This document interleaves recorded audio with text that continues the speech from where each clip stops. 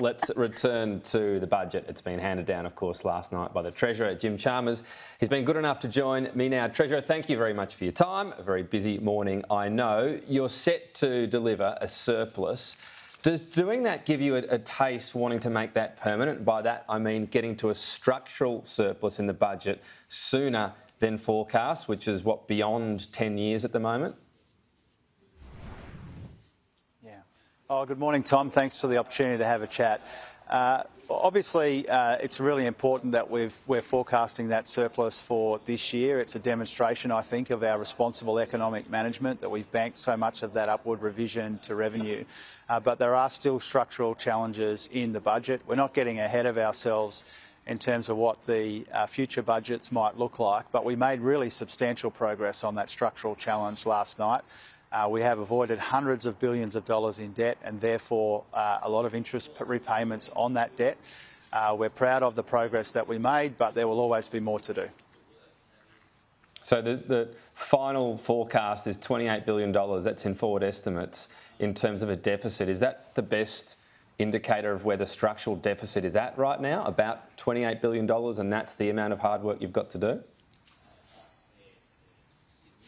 Oh, there's a number of different ways that you can measure the structural deficit in the budget. The structural challenges, I think, are pretty clear, but they have been partly addressed but not completely addressed in the budget that we handed down last night. If you look at the trajectory of the debt, for example, the trajectory of the deficits, which are getting better compared to what they look like in October and certainly before that, that is really substantial and welcome and important progress on the budget position. I think one of the defining elements of last night's budget was how responsible and restrained we were, particularly with that upward revision to revenue, and that will pay dividends in the budget into the medium term as well.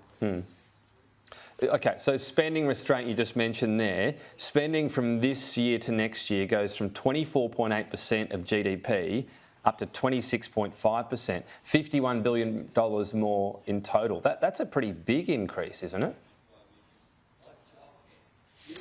The reason why it looks like that in the budget papers, Tom, is because this year, 22-23, when the inflation challenge is at its most acute, is actually really contractionary.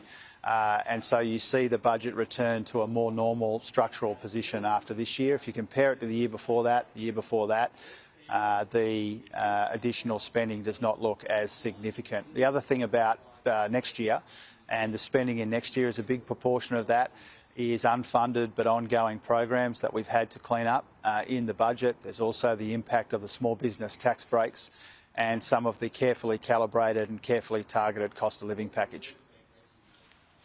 Right, but you're still talking about significant more in spending overall, whichever way you slice it, when you're looking at childcare, for example, which I know was already announced, but it's still new spending. The cost of living package you're spruiking as well. The only mention of inflation in the budget and by yourself has been that CPI reduces by 0.75% because of what happens on energy bills.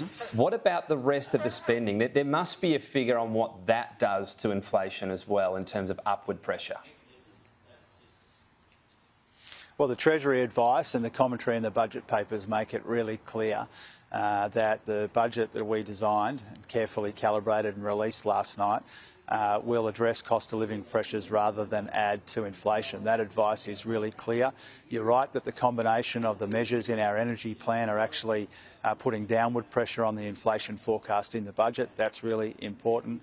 And the other measures are not expected to add to these inflationary challenges. And the reason for that is because not all of this cost of living package hits the economy at once. The $14.6 billion cost of living package that I'm really proud of, that we released last night, is a 4-year number. It's very carefully targeted, very carefully calibrated to help people deal with cost of living pressures without making them worse.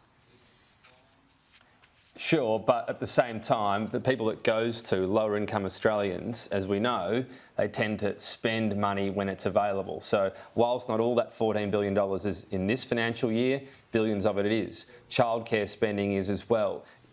Is there, I know you mentioned Treasury advice, but is there a number somewhere that there must be some sort of element of upward inflationary pressure from that spending that you balance out and come out with a net effect, if you like?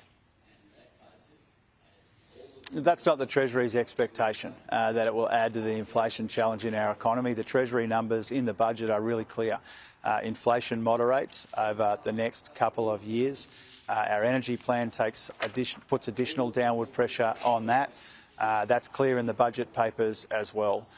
The Treasury does not expect our cost of living package to add to the inflation problem in our economy. It expects us to help people deal with some of those pressures. Yes, we're prioritising the most vulnerable people. There's help for Middle Australia as well, including early childhood education, as you mentioned. But the money doesn't hit the economy at once. It's carefully designed and calibrated and targeted, and that's why we feel very confident that we will help deal with this inflation challenge, not put extra pressure on it. If it does, if despite that advice, inflation goes up and we have to see rate rises, would that budget be a failure? Oh, no, of course I wouldn't see it that way, Tom. I wouldn't preempt future decisions of the Independent Reserve Bank, and it's not our expectation that this will put additional pressure on inflation. Inflation is moderating. That's welcome. We'd like it to moderate quicker, and that's why elements of our cost of living plan, like the energy relief that we are providing, is such an important part of our efforts to put downward pressure on inflation. So are our investments in the supply side and the economy. So is the substantial discipline and restraint that we've shown in the budget in banking almost all of the upward revision to revenue. These are all important ways that we are cognisant and addressing the inflation challenge in our economy.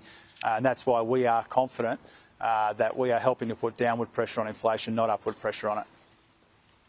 So you've also mentioned, just finally on stage 3 with income tax cuts, you haven't deliberated on them at this budget. I'm just interested in your mindset. In a year's time, just before these take effect, is it your position that the default is they're in there and they'll stay there as is? Or will you, regardless of any economic situation, reassess these tax cuts and every element of them? No, I think as you describe it, it's our default position, because we haven't changed our view on that. Legislated some time, as you rightly identify, it hasn't been a big part of our deliberations, hasn't really been any part of our deliberations for this budget. What we've tried to do instead is provide that cost of living relief, lay the foundations for future growth and do it in the most responsible way. The tax cuts don't come in for more than a year. We've got other priorities in the interim. We haven't changed our view. And in the context of this budget, we haven't discussed changing our view. Got to leave it there. I know you got a bit on this morning. Treasurer, thanks for your time. Appreciate it, Tom. Thanks.